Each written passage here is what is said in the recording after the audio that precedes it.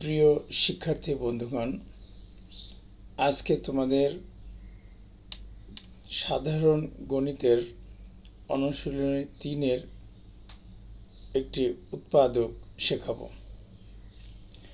দেখো, প্রথমে আমি লিখে নিয়েছি উৎপাদকে বিশ্লেষণ করো x⁴ + x² + 1। দেখো এই অঙ্কটাকে আমরা কিভাবে সলিউশন করতে পারি। প্রথমে সমাধান লেখার পরে আমরা লিখব x⁴ প্লাস x² প্লাস 1। এখন এই অঙ্কটা সম্পর্কে একটু বলি। যদি প্রথম পদকে বর্গ আকারে লেখা যায় এবং দ্বিতীয় পদকে বর্গ আকারে লেখা যায়, তাহলে প্রথমটাকে বর্গ আকারে লিখে নাও, শেষেরটাকে বর্গ আকারে লিখে নাও, তারপরে মাঝখানেরটাকে +2ab লিখে পরবর্তীতে ব্যালেন্স করো। দেখো কিভাবে আমরা লিখতে পারি। x² প্লাস 1² এখন একটা জিনিস খেয়াল করে দেখো, মাঝখানে +2 × x² × 1 লিখলাম।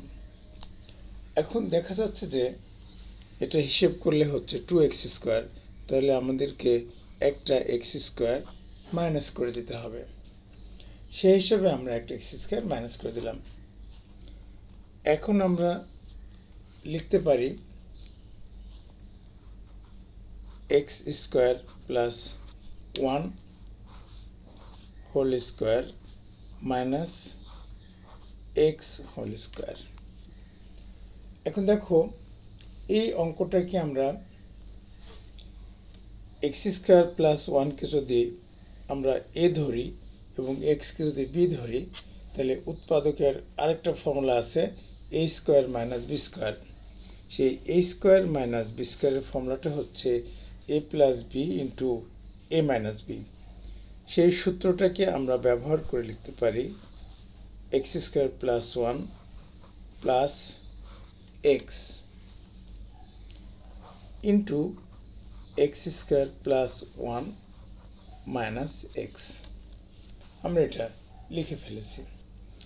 এবার এটাকে একটুখানি সাজিয়ে লেখো। x⁴ plus x plus 1 into x² minus x plus 1। আমাদের উৎপাদকটি কমপ্লিট। তাহলে এটাই আমাদের অ্যান্সার। প্রিয় শিক্ষার্থী বন্ধুগণ, তোমাদেরকে অসংখ্য ধন্যবাদ।